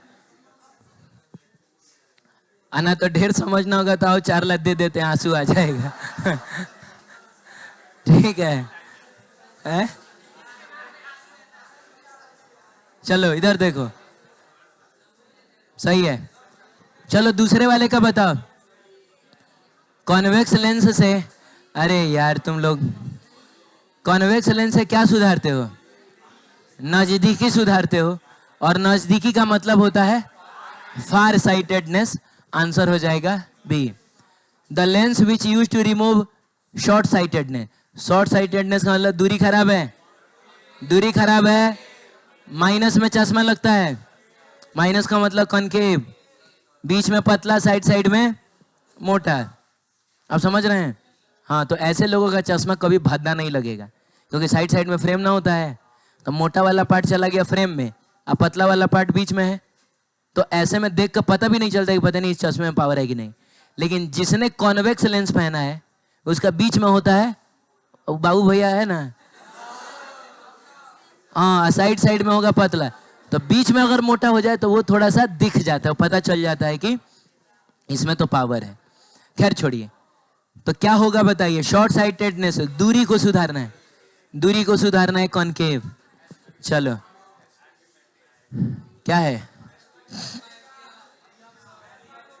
सिलिंड्रिकल लेंस कहाँ? एस्टिग्मेटिज्म में ना यूज होता है। चलो ठीक है, और बताइए रिमूव हाइपरमेट्रोपिया। कौन? हाइपरमेट्रोपिया का मतलब नजदीक करना खराब है। नजदीकी खराब है तो क्या यूज करोगे? कॉन्वेक्स यूज करोगे। हालांकि इतना घटिया है ये, प्लेनो कॉन्वेक्स भी आंसर हो सकता है, पता है? ये भी कन्वर्जिंग प्रॉपर्टी वाला ही लेंस है, लेकिन कोई बात नहीं है, बिहार बोर्ड है, चलेगा, कॉन्वेक्स हो जाएगा। ठीक है, तो सिलेबस में नहीं है, पता है आपके किताब से ये 2007 में ही हटाया जा चुका है, लेकिन बिहार बोर्ड 2021 तक पूछा है, 22-23 में भी पूछेगा, कोई उसका गारंटी नहीं है, इसीलिए पढ़ाना पड़ता है। आगे की कुछ क्या क्वेश्चन? नहीं नहीं नहीं नहीं, बस ये 2 मिनट का चीज है, छुट्टी ही करता हूं मैं, ज्यादा टाइम इसमें नहीं लगेगा। अरे ये एक छोटा सा चीज बताता हूं, इसके आगे, शांत हो जाइए, इसके आगे silvering of lens, finding the focal length of convex lens by displacement method, वो dispersion without deviation and deviation without dispersion, ये सब एनसीईआरटी के सिलेबस से हटाया जा चुका है। लेकिन कभी कभी किसी साल भूले भटके कभी कभी कोई भी बोर्ड कुछ भी पूछ देता है इसमें से। हम नहीं, अभी हम इसको स्किप करेंगे, क्योंकि इससे कोई ऐसा रिजल्ट या न्यूमेरिकल आगे चल के यूज होने वाला नहीं है। हाँ, जब हम एग्जाम देने जा रहे होंगे तब भले हम इसको देख के उस समय जाएंगे, अभी पढ़ने का मतलब हुआ टाइम का वेस्टेज होगा। क्लियर है? पहले का सिलेबस में ये सब हुआ करता था, पहले किताब बहुत मोटा मोटा होता था आपका, पहले का एनसीईआरटी अगर आपको मिले तो आप देखिएगा, अभी ये सब हटाया जा चुका है। ठीक है, हम सीधे आएंगे अपने सबसे आखिरी पेज पर। आ जाइए आखिरी पेज पर। आखिरी का मतलब सेकंड लास्ट होता है। पेज नंबर 51, देखिए एकदम शुभ शुभ नंबर आ गया। सुनिए, मेरी तरफ देखिए, हल्ला करिएगा, लेट होगा, शांति से पढ़ लीजिएगा, 5 मिनट में खत्म हो जाए। अगला टॉपिक है स्कैटरिंग। बाबू, स्कैटरिंग को अगर हम आम बोलचाल की भाषा में बोलें तो छितराना भोजपुरी हो गया, बिखरना, बिखर जाना। स्कैटर हो जाने का मतलब हुआ बिखर जाना। स्कैटरिंग और लाइट का मतलब हुआ लाइट का बिखर जाना। तो आइए सबसे पहले हम लोग समझते हैं कि लाइट बिखरता क्यों है। आप जानते हैं किसी भी एटम के बीचों बीच होता है न्यूक्लियस, और उसमें कई सारी सेल्स होती हैं, बताइए, और उन सेल्स में होते हैं कौन? और नंबर ऑफ सेल्स कितनी होती हैं? इनफाइनाइट। ये भी आपको पता होना चाहिए, हर एलिमेंट के पास इनफाइनाइट सेल्स हैं, भले रहने वाले इलेक्ट्रॉन पहले दूसरे तीसरे सेल में ही रहते हो, लेकिन नंबर ऑफ सेल्स कितने हैं? इनफाइनाइट हैं। आपको पता है कि इलेक्ट्रॉन किस सेल में सबसे कम एनर्जी के साथ रहता है और किस में सबसे ज्यादा एनर्जी के साथ है। जैसे अगर इन्हीं चारों में अभी मैं कंपेयर कर रहा हूं, तो सबसे कम एनर्जी होती है इसकी, बाहर वाले की। तो याद करिए, ये मैंने पहले भी बताया आपको, कॉन्सेप्ट ये है कि जो चीज ज्यादा स्टेबल होता है उसकी एनर्जी कम होती है। स्टेबिलिटी ज्यादा का मतलब एनर्जी, सबसे ज्यादा स्टेबल इलेक्ट्रॉन इन चारों में कौन है? ये है। इसको निकालना सबसे मुश्किल है, सबसे कम एनर्जी इसी का होगा। तो जैसे जैसे हम इधर आते हैं एनर्जी कम होते जाती है। आपको पता है इनफाइनाइट पे अगर आप किसी इलेक्ट्रॉन को पहुंचा देते हैं, या इनफाइनाइट पे अगर कोई इलेक्ट्रॉन है, तो उसकी एनर्जी होती है 0। का मतलब हुआ जैसे जैसे हम अंदर आएंगे एनर्जी कम होगा। तो 0 से कम होने का मतलब माइनस ही ना हुआ? अरे हाँ बोलो, 0 से कम होने का मतलब माइनस में। तो इलेक्ट्रॉन्स की जो टोटल एनर्जी होती है वो नेगेटिव में होती है। ये सब हम आगे चल के एटॉमिक स्ट्रक्चर में पढ़ने वाले हैं, समझ रहे हो? फोटो इलेक्ट्रिक इफेक्ट में भी इन कॉन्सेप्ट्स का यूज होगा। तो अगर यहाँ का 0 है तो यहाँ का कुछ अपने से हम लोग -10 जूल मान लें, यहाँ का कुछ अपने से कुछ -20 जूल, यहाँ का कुछ -50 जूल ले लो, क्या दिक्कत है? माइनस कितना? 100 जूल, ऐसा ले लो। बोलो। अब देखो, इस इलेक्ट्रॉन को अगर तुम 10 जूल एनर्जी देते हो, तो इसके पास अपना एनर्जी कितने का है? कितने का है? -10 जूल। तुमने 10 जूल दे दिया तो कितना हो गया? तो 0 कहाँ की एनर्जी होती है? इनफाइनाइट की। तुरंत ये यहाँ से भाग के पहुंच जाएगा। इनफाइनाइट पे पहुंच जाने का मतलब हुआ इसने एटम का साथ छोड़ दिया है, खत्म, भाग गया छोड़ के, समझ रहे हो? लेकिन अगर इसको तुम 10 जूल दोगे, इसको तुमने 10 जूल दिया, किसको? इसको। तो इसका पहले से खुद का कितना है? -20। तुमने दे दिया +10, हो गया -10। -10 कहाँ की एनर्जी? यहाँ की ना है। तो ये कूद के पहुंच जाएगा यहाँ पर। नहीं समझ में आया? अरे कहाँ पहुंच जाएगा? लेकिन सुनिए मेरी बात ध्यान से, अगर वो यहां पहुंच गया, हाँ, एनर्जी ज्यादा ना हो गई इसकी। अरे, और एनर्जी ज्यादा का मतलब ये कम स्टेबल ना हो गया? तो यहां पहुंचते ये कम स्टेबल हो जाएगा, और कम स्टेबल होगा तो फिर वापस लौट के आएगा।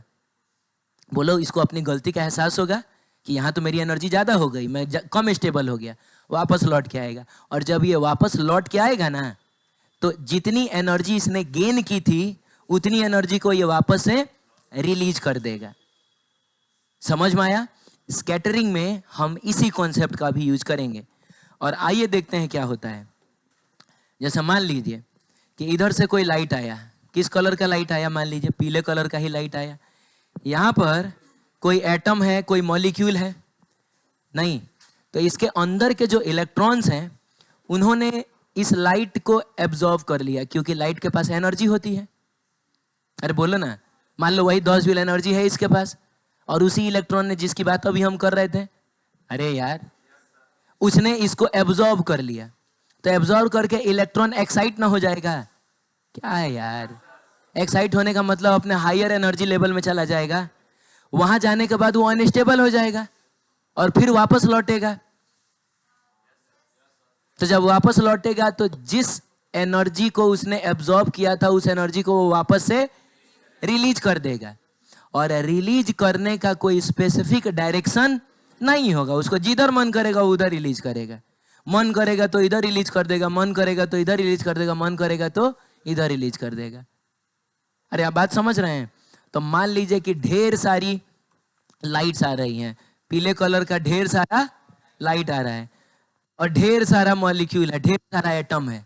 बोलो ना, तो हो क्या रहा है बताओ? इसने मान लो इधर, हाँ, इसने जो है इधर रिलीज किया, इधर फेंका। इसने हो सकता है इधर फेंक दिया हो, इसने इधर फेंक दिया हो, इसने इधर फेंक दिया हो। तो आपको नहीं लग रहा है कि एक पैरेलल लाइट बीम आ रहा था और ऐसा लगा जैसे कुछ लोगों ने उनको पूरी तरीके से बिखेर दिया है? अरे बोलो, इसी को बोला जाता है स्कैटरिंग ऑफ लाइट। जैसे मान लीजिए कि मैं कोई कोच हूं और मैं ढेर सारे प्लेयर्स को फील्डिंग की प्रैक्टिस करा रहा हूं। अब 20-25 प्लेयर्स पूरा फील्ड में ऐसे चारों तरफ अपने अपने पोजीशन के हिसाब से खड़े हैं। सामने एक बोरा बॉल लेके तुम जाओ, बाहर जाओ। हाँ, इसको मजा आ गया। ये इतना खुश हो गया ये। जाओ जाओ बाहर जाओ।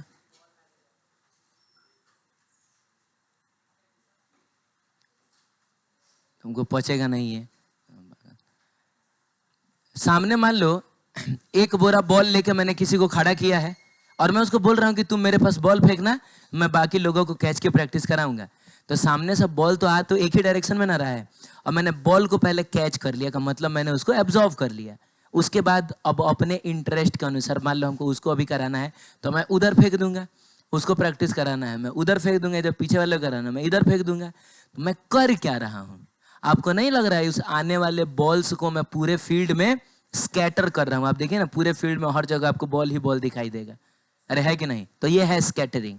एक और बात है, जब बैट्समैन ये बैटिंग करता है ना तो उस समय वो बॉल्स को स्कैटर नहीं करता है, वो बॉल्स को रिफ्लेक्ट करता है। क्या करता है? क्योंकि उसका एक स्पेसिफिक डायरेक्शन होगा। जैसे एक किताब लाइए, मान लीजिए कि बॉल इधर से आया, किधर से आया? बॉल इधर से आया और हमको इधर मारना है। नहीं समझ रहे हो? अब देखो मैं क्या करूंगा, अपने बैट को मैं कुछ इस तरीके से थोड़ा सा तो पहले तिरछा करूंगा ताकि नॉर्मल जो है ऐसा हो जाए। अरे बोलो ना। तो अब इधर से अगर बॉल आया ना और ये नॉर्मल है तो बॉल इधर जाएगा ताकि नॉर्मल, इंसिडेंट रे और रिफ्लेक्टेड रे तीनों एक प्लेन में, आप समझ रहे हैं? और एकदम बॉल आके ऐसे ही जाएगा। अरे बोलिए, तो ये स्कैटरिंग है कि रिफ्लेक्शन है? यहां ये थोड़े हुआ है कि पहले बैट ने बॉल को एब्जॉर्ब कर लिया और फिर थोड़ी देर के बाद फेंक रहा है, ऐसा थोड़े हो रहा है। वो तो आया खटाक से चला गया। तो रिफ्लेक्शन में और स्कैटरिंग में अंतर होता है। रिफ्लेक्शन का एक डेफिनिट डायरेक्शन होगा, स्कैटरिंग का कोई डेफिनिट डायरेक्शन नहीं होता है। क्लियर है? पकड़िए, ये सारी बातें आप पढ़िएगा, इसमें लिखा होगा। एक लॉ है, रेले लॉ ऑफ स्कैटरिंग, और ये लॉ बस इतना कहता है कि स्कैटर्ड लाइट, जो स्कैटर्ड लाइट की इंटेंसिटी होगी वो inversely proportional to lambda to the power 4। कम दाम में बस इतना समझिए कि जिसका लैम्डा ज्यादा होता है उसकी स्कैटरिंग कम। बस ये समझिए। अगर हम V I B G Y O R की बात करें तो जैसे जैसे हम आगे बढ़ते हैं लैम्डा बढ़ता है, तो लैम्डा बढ़ता है तो स्कैटरिंग क्या होगा? कम होगा। तो सबसे ज्यादा लैम्डा किसका होता है? रेड कलर का। सबसे कम स्कैटरिंग किसकी होगी? रेड कलर की। माने मॉलिक्यूल्स के द्वारा सबसे कम कौन सा कलर बिखेरा जाता है? बोलो। रेड कलर बिखेरा जाता है सबसे कम, और सबसे ज्यादा वॉयलेट कलर बिखेरा जाता है, क्योंकि वॉयलेट कलर की एनर्जी ज्यादा ना होती है, तो ज्यादा से ज्यादा इलेक्ट्रॉन्स उसको एब्जॉर्ब कर पाते हैं। इनकी एनर्जी बहुत कम होती है, तो इसलिए इसको वो लोग प्रीफर नहीं करते हैं। कॉन्सेप्ट ये है कि आसमान हमको ब्लू कलर का क्यों दिखता है? तो इसलिए दिखता है क्योंकि सन किस कलर का है? अरे सन व्हाइट कलर का है, प्योर व्हाइट। आप यहां से देखते हैं तो थोड़ा सा आपको येलोइश दिखता है, और उसकी वजह भी स्कैटरिंग ही है। आप अंतरिक्ष में चले जाइएगा, स्पेस से जाके आप सूरज को देखिएगा ना, आपको एकदम किस कलर का दिखेगा? सफेद कलर का। जैसे तारे आपको सफेद कलर के दिखते हैं, सूरज भी आपको वैसा ही दिखेगा। तो ये है। अब इसमें से व्हाइट लाइट आया, बोलो। मान लो ये धरती का सरफेस है, बोलो बाबू, और ये है हमारा एटमॉस्फेयर, है ना? तो अब हुआ क्या कि इसमें तो ढेर सारा लाइट ना आएगा, अरे ढेर सारा व्हाइट लाइट ना आएगा। तो अब यहाँ के मॉलिक्यूल ने ये सब जो मॉलिक्यूल्स हैं, उन्होंने इन व्हाइट लाइट्स की, जैसे व्हाइट लाइट में तो V I B G Y O R ना होता है, व्हाइट लाइट के किस कंपोनेंट को स्कैटर करना सबसे ज्यादा प्रीफर करेंगे? वॉयलेट कलर के। इसी का लैम्डा सबसे कम है, इसी की स्कैटरिंग सबसे ज्यादा होती है। अरे बोलो ना। तो हो सकता है कि इस मॉलिक्यूल ने क्या स्कैटर कर दिया हो? वॉयलेट स्कैटर कर दिया हो। अब बाकी सब निकल जाएगा। अरे एक मॉलिक्यूल किसी एक लाइट को ही ना स्कैटर कर पाएगा, तो बाकी का 6 कलर क्या होगा, वो आगे निकल गया। ठीक है, हो सकता है कि इसने वॉयलेट के बाद क्या है, इंडिगो है, तो इसने हो सकता है कि इंडिगो को स्कैटर किया हो, बोलो जल्दी। उसके बाद क्या है, ब्लू है, तो हो सकता है कि इसने ब्लू को स्कैटर किया हो। तो मिला जुला के देखा जाए तो मॉलिक्यूल्स कौन से कलर को स्कैटर करना ज्यादा पसंद करेंगे, ये शुरू वाले लोगों को ही ना। अरे बोलिए हाँ। तो कहने का मतलब है कि आसमान में जब आप देखिएगा तो आपको ये क्या दिखेगा बताओ ना, वॉयलेट कलर के लाइट्स बिखरे हुए दिखेंगे, और क्या दिखेंगे बताइए, ये इंडिगो कलर के लाइट्स बिखरे हुए दिखेंगे, और क्या दिखेंगे, ब्लू कलर के लाइट्स ऐसे बिखरे हुए दिखेंगे, ऐसा होगा ना, बोलो। बाकी सारे लाइट्स जो हैं वो आगे जा चुके हैं, उनकी स्कैटरिंग नहीं हुई है, क्योंकि प्रिफर्ड कलर जो है वो यही सब है, ये शुरू वाले कलर्स ही हैं। बोलो, अब तुम यहां खड़े हो के अगर आसमान में देख रहे हो तो आसमान के मॉलिक्यूल्स से कौन सा कलर नीचे आता हुआ दिखेगा, वही कलर ना नीचे आता हुआ दिखेगा जो बिखरा है, जो स्कैटर्ड है, यानी यही शुरू का 3 दिखेगा। अब इन्हीं का मिला जुला रूप जो होता है, बोलो हमको किस कलर का दिखता है, ये स्काई ब्लू कलर का। और वैसे भी हमारी आंखें जो हैं ब्लू कलर के टुवर्ड्स ज्यादा सेंसिटिव होती हैं। माने अगर ये तीनों आ रहा है, चाहे इसमें थोड़ा बहुत ग्रीन भी तो होगा, जरूरी थोड़े है, मैंने ड्रॉ नहीं किया है, स्कैटर तो थोड़ा बहुत सब होता है, कुछ ग्रीन भी होगा, लेकिन अगर ये 4 कलर्स एक साथ आ रही हैं और हमारी आंखों को इनमें से किसी एक को सेंस करना है, तो वो किसको सेंस करती हैं, ब्लू कलर को। क्लियर है, तो ये वजह होता है। एक ये है कि सवेरे सवेरे या चाहे शाम को सूरज हमको इस कलर का, अभी छठ घाट में देखे होगे तुम लोग, सुबह सुबह सूरज किस कलर का दिखता है, ना, हम लाल दिखता है। क्या वजह है, तो इसका वजह भी बहुत सा सिंपल है। इसमें होता क्या है,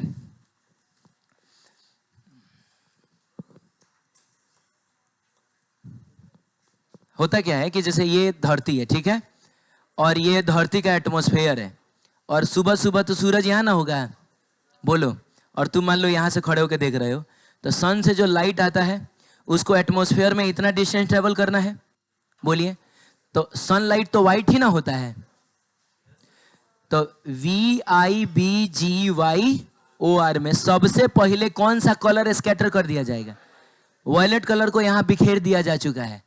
अब आगे बढ़ने वाले लाइट में वॉयलेट कलर नहीं है, उसके बाद कौन है, फिर थोड़ा आगे बढ़ने पर इंडिगो खत्म कर दिया जाएगा, अरे बोलिए, फिर आगे बढ़ने पर ब्लू खत्म, आगे बढ़ने पर ग्रीन खत्म, और आगे बढ़ने पर येलो, ऑरेंज, और अल्टीमेटली जब लाइट आपकी आंख तक पहुंचेगा तो कौन सा लाइट बचा हुआ है, बाकी का सब स्कैटर हो चुका है, रास्ते में रेड कलर ही ना पहुंचेगा। तो सूरज से निकलने वाली लाइट्स में से बस एक ही लाइट आपकी आंख तक पहुंच पा रहा है, वो कौन है, रेड कलर का लाइट। इसीलिए आपको सूरज किस कलर का दिखेगा, अरे जो कलर का लाइट उससे निकल के आया है वही ना दिखेगा, लाल दिखता है।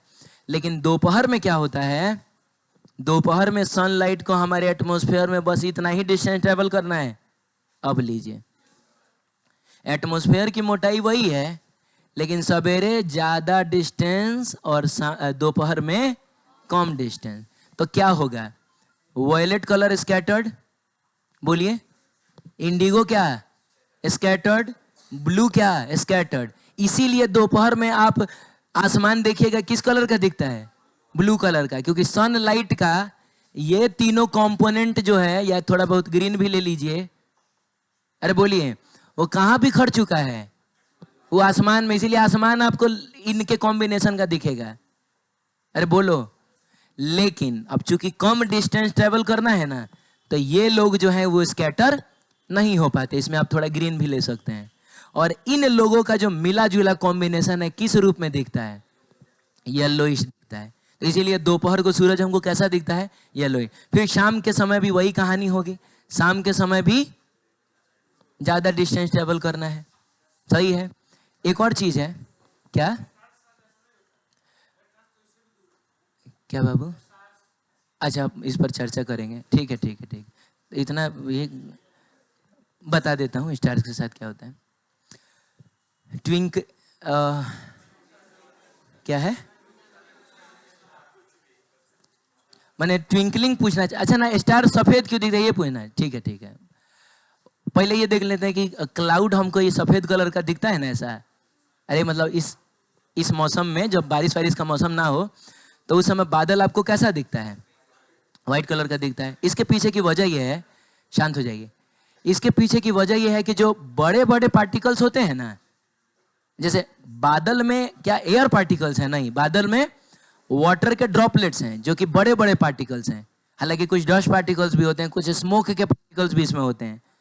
अरे बोलिए ना, तो सब बड़े बड़े पार्टिकल्स हैं। और बड़े बड़े पार्टिकल्स रेले लॉ को फॉलो नहीं करते हैं। वो स्कैटरिंग के लिए इस बात पर डिपेंड नहीं करते हैं कि जिसका लैम्डा ज्यादा है उसकी स्कैटरिंग हम कम करेंगे। सबको बराबर अमाउंट में स्कैटर करते हैं। वजह बता देता हूं मैं आपको। छोटे पार्टिकल का मतलब हुआ कि एटम और मॉलिक्यूल जो है, बोलो, वो किसी एक ही लाइट को स्कैटर कर सकता है। तो पूछा जाएगा कि तुमको देखो एक ही लाइट स्कैटर करना है, किसको स्कैटर करोगे? तो वो लोग क्या बोलेगा? हम वायलेट को स्कैटर करेंगे। ना मिला तो इंडिगो को, वो ना मिला तो ब्लू को। लेकिन अगर मैं वाटर ड्रॉप की बात करूं तो उसमें एक ही पार्टिकल है, उसमें लाखों करोड़ों पार्टिकल्स हो गए। हे भगवान, तो उसी में से कोई एक वायलेट को स्कैटर कर देगा। अगर मैं पूरे एक ड्रॉप की बात करूं तो कोई एक पार्टिकल वायलेट को स्कैटर कर देगा, उसी में से कोई एक इंडिगो को भी स्कैटर कर देगा, कोई ब्लू को भी स्कैटर कर देगा, कोई रेड को भी स्कैटर कर देगा। बोलो ना, इतने सारे पार्टिकल्स हैं इसमें कि कोई लाइट नहीं बचेगा ना। तो जो बादल के पार्टिकल्स हैं वो सारे लाइट्स को स्कैटर करते हैं, यानी कि पूरे के पूरे व्हाइट लाइट को ना स्कैटर कर दिया गया। तो आसमान में तो ब्लू कलर बिख रहा है, लेकिन बादल में पूरा कौन कलर बिखर गया? पूरा व्हाइट कलर बिखर चुका है। इसीलिए जब आप बादल को देखेगा तो आपको किस कलर का दिखता है? व्हाइट कलर का दिखता है। क्लियर है? खतरे का सिग्नल लाल क्यों होता है? क्योंकि इन तीनों सिग्नल में सबसे ज्यादा जरूरी सिग्नल कौन है? खतरा का सिग्नल है। हाई ग्रीन कहता है कि आगे बढ़िए, ये आपको नहीं भी दिखेगा तो जान नहीं चला जाएगा आपका, आप आगे नहीं बढ़िएगा, थोड़ा देर बाद आगे बढ़ जाइएगा। लेकिन लाल क्या कहता है कि आगे बढ़े तो मारा जाओगे। तो ये जानना ज्यादा जरूरी ना है। हाँ, तो अब ये लाल इसलिए दिखता है क्योंकि इसकी स्कैटरिंग सबसे कम होती है। क्यों कम होती है? क्योंकि इसका लैम्डा सबसे ज्यादा होता है। तो मान लो कि कहीं यहाँ पटरी वटरी टूटा हुआ है, बोलो ना, और ट्रेन आ रहा है तो उसको बहुत दूर से ना दिख जाना चाहिए। आगे हम यहाँ आके दिखा कि जा पटरिया टूटा है, तो रोकने से रुकेगा? नहीं रुकेगा। उसको कम से कम 300-400 मीटर दूर पता चल जाना चाहिए। तो इसीलिए जो सिग्नल भेजा जाएगा यहाँ से, चाहे झंडी वंडी भी दिखाना हो अगर आपको, तो कौन से कलर का दिखाया जाता है? आप टी शर्ट वगैरह अगर जैसे आप लाल पहने हुए हैं तो आप टी शर्ट खोल के ऐसे लहराइएगा, ठीक है, जान बच जाएगा। लाल कलर सबसे दूर तक ट्रेवल करता है। आखिरी ये है, फॉग में हमको दिखाई नहीं देता है। शांत रहो, आखिरी बात बता रहा हूं मैं।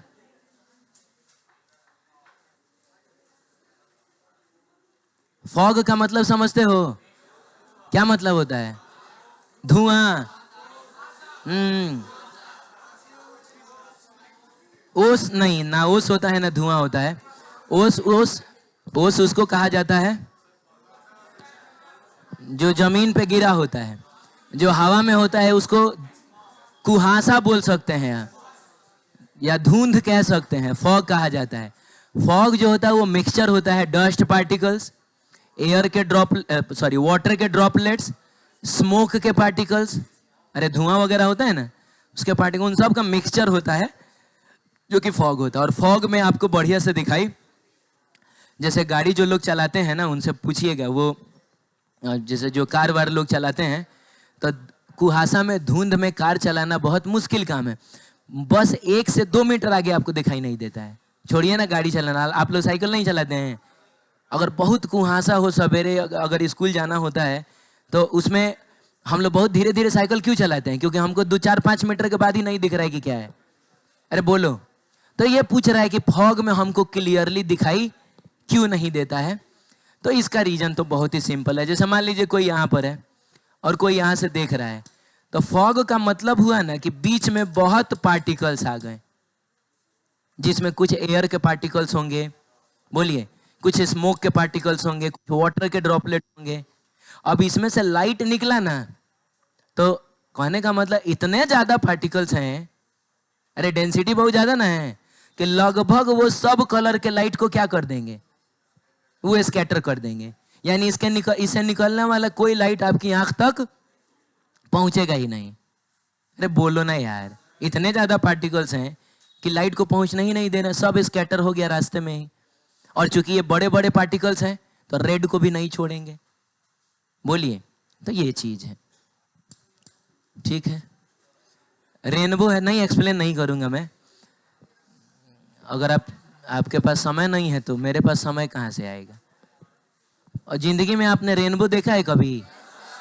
रेनबो ऐसा ही दिखता है। और कितने लोगों ने दो दो रेनबो एक साथ देखा है? दो दो देखा है तब यहाँ सामने देख के नहीं बताना।